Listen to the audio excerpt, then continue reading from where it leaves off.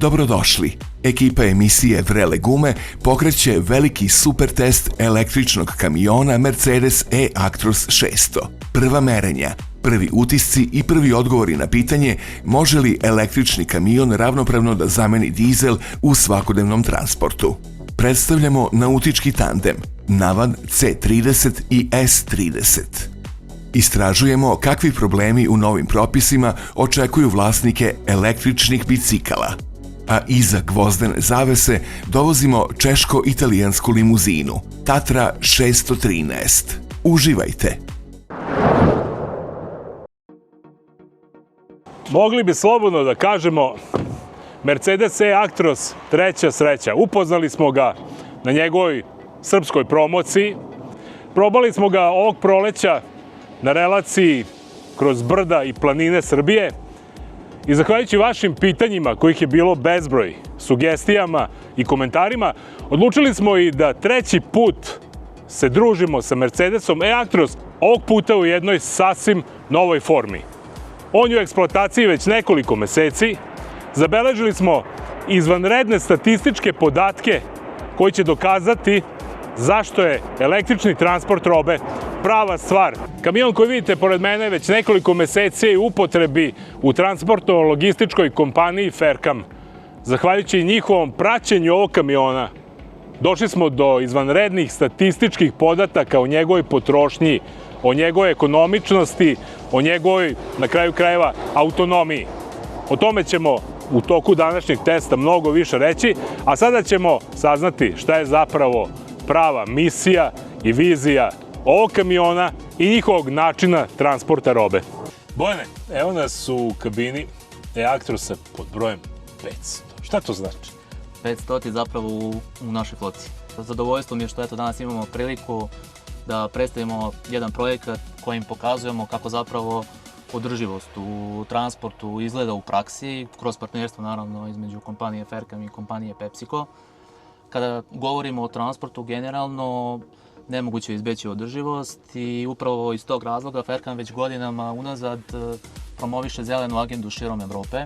Implementacijom inovativnih rešenja poput HVO goriva i sad uvođenjem električnih vozila doprinosimo toj ekološkoj tranziciji ka održivoj i niskougljeničnoj budućnosti.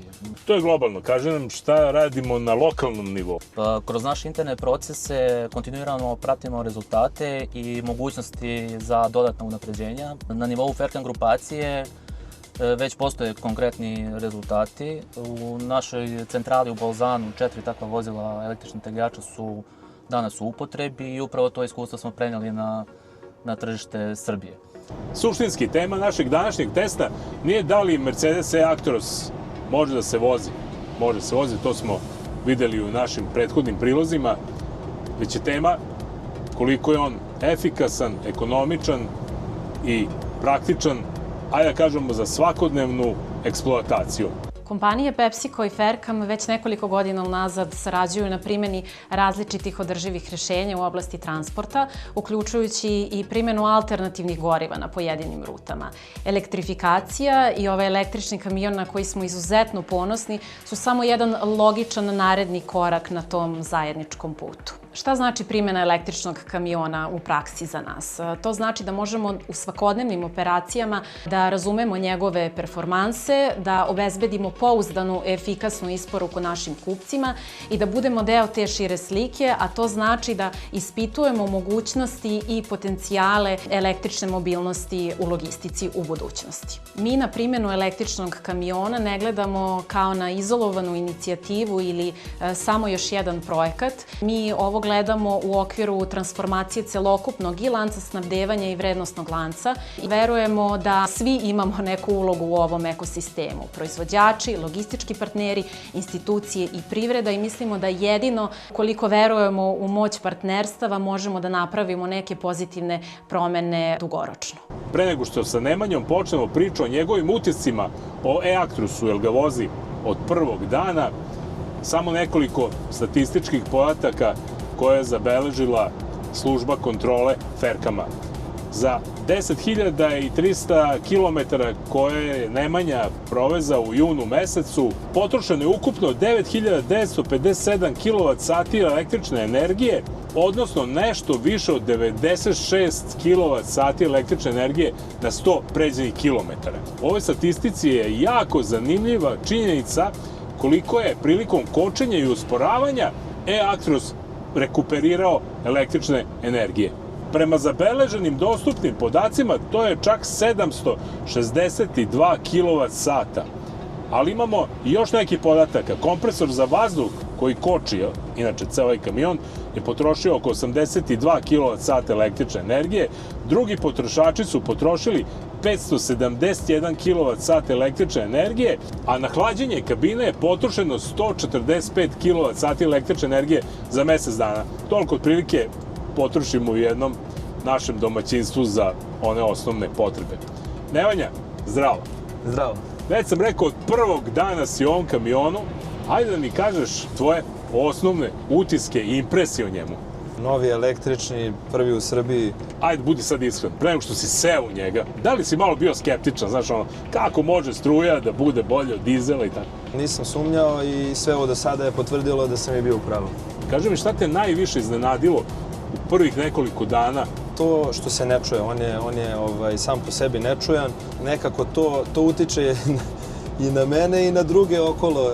Nekad moram da obratim pažnju više na njih, zato što me ne čuju. Jednostavno, kada se približim, vidim da me nije uočio na vreme i to mi je bilo najneobičnije, da kažem. Da li te manje buke i manje umara tokom vožnje? Da. Meni jako prija što se on ne čuje, iskreno. Ajde da kažemo sad, kad bi mogao da biraš, da li bi se vratio na dizel ili bi ostao u električnom kamionu i šta bi pre izabrao? Iz ovog ugla je električni. Rekli smo da smo u junu potrošili ispod 100 kWh električne energije. Šta najviše utiče na potrošnju? Teret, naravno, šta vozimo i stil vožnje, da li je to sporija, brža vožnja, da li ima više kočenja, kakav je reljef po kojem vozimo. Dobro. Ajde ovako da budemo sad potpuno iskreni, ti voziš čips, jel da, čips i nije nešto težak baš. Laka robe, da. Možemo reći da je onda ova potrošnja na srednje opterećenom ili lakše opterećenom kamionu, tako da, ajde da dodamo još možda 5% ili 10% za potpuno opterećen kamion, što je bila realna prosječna potrošnja na 100 pređenih kilometara kada je bili pod punim opterećenjem. Tako je. Nemanja, rekli smo da si proizveo, dakle ti nisi samo potrošač električne energije, već i proizvođač. Nemoj da čuju ovi u EPS-u, da te ne oporezuju. Preko 700 kWh električne energije si napravio u ovom kamionu. Kako, čoveč? Pa, on sam po sebi kada kočimo, on pravi energiju električnu. Dakle, rekuperira, Rekuperira, tako je. I prilikom svakog usporavanja on rekuperira tu električnu energiju. Imamo i sistem jedne pedale, kada kočimo, on samim tim proizvodi električnu energiju. Praktično popuštanje pedale već je neka vrsta kočenja. Tako je. I tu proizvodimo električnu energiju i on se vraća u akumulator i imamo dalje za još nekoliko kilometara od svakog kočenja. Tako je. To je, vidite ljudi, suština električnog kamiona. Ne samo da troši, već i da proizvodi električnu energiju. Koliko vremena provodiš na punjačima s električnim kamionima? Pa to zavisi od punjača. 3 do 4 sata se puni na dnevnom nivou. Da li se to uklapa u tvoje redovne odmore koje moraš da imaš kao vozač? Da. Mi imamo organizovano rute i samim tim nemamo problema sa pauzama.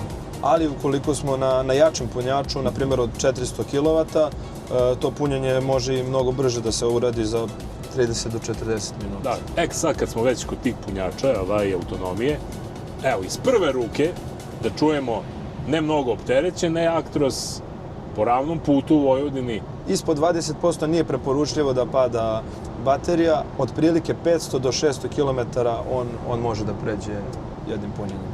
To je autonomija. Da li ti nešto smeta u električnom e-Actrosu? I novije e-Actrosi imaju ove retrovizore digitalne. Eto, eventualno ja volim ove obične, to bi možda voleo da se vrati, ali drugo stvarno nemam. Evo vidite, čovjek iz mlade generacije ne voli digitalizaciju, dakle neka Mercedes razmisli da li je ta digitalizacija dobra, bilo bi logično da ja ne volim digitalne retrovizore, a da Nemanja voli. Pošto Nemanja ima problem sa njima, vjerojatno tu postoji neki širi problem. Ajde sad par pitanja da se poigramo malo mit ili činjenica. električni kamion ne može da radi ceo dan. To je mit, može. Punjenje baterije predugo traje, mit ili činjenica? Pa to je isto mit, ali zavisi od brzine punjača. Vozači ne vole električne kamione, mit ili činjenica? To je činjenica, naročito ovi koji idu na duže ove etape. I tu možemo zaključimo da je praktičnost ovih električnih kamiona još uvek u nekim srednjim turama. Električni kamion nema dovoljno snage pod velikim opterećenjem i usponima. Mit ili činjenica?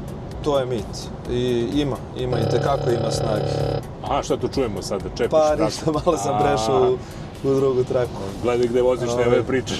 Nema priče za volanom, da. Tako je, odlično. Eto, dragi naši, čuli ste u najkraćem i šta je mit i šta je činjenica. U svakom slučaju, mi se u ovom električnom e-Actrosu vozimo savršeno udobno, savršeno ekonomično, a tu je negdje i matematika.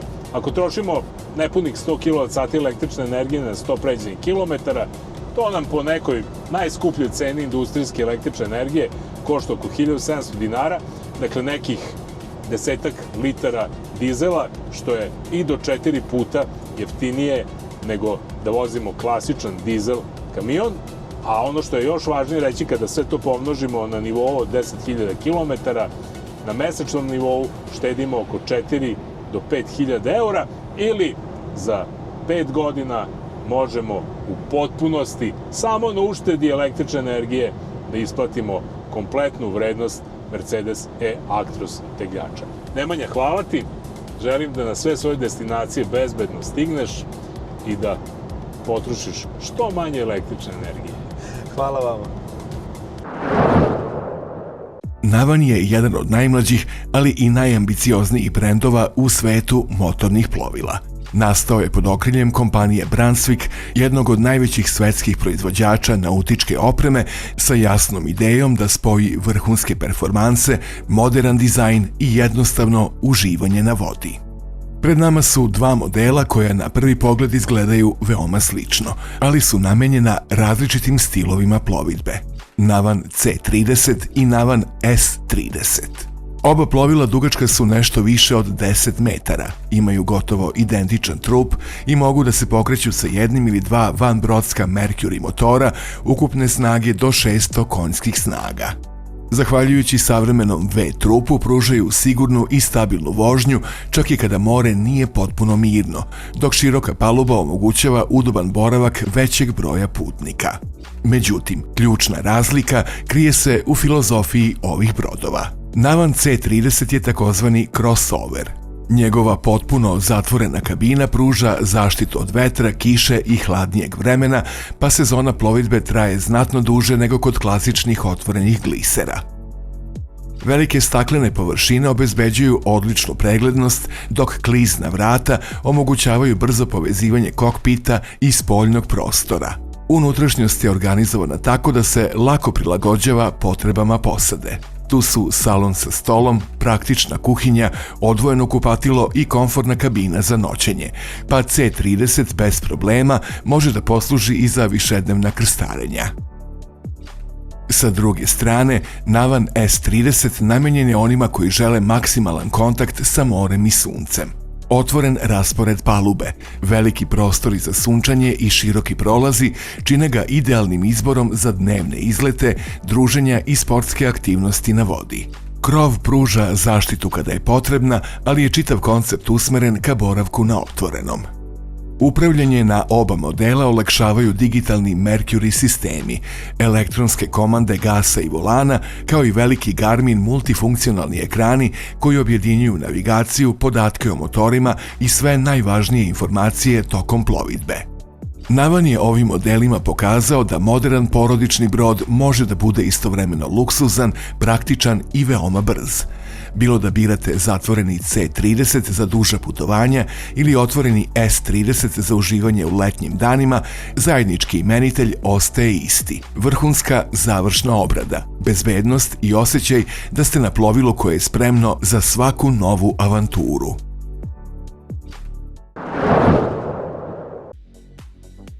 Nova pravila za električne bicikle izazvala su negodovanja širom Srbije.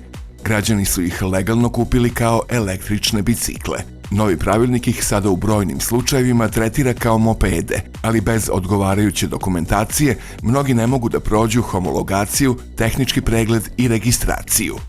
Od 27. juna 2026. godine primenjuje se izmenjeni pravilnik o podeli motornih i priključnih vozila i tehničkim uslovima za vozila u saobraćaju na putevima. Pravilnik definiše električni bicikl kategorije K3 kao bicikl kod kojeg elektromotor služi isključivo kao pomoć pri pedaliranju.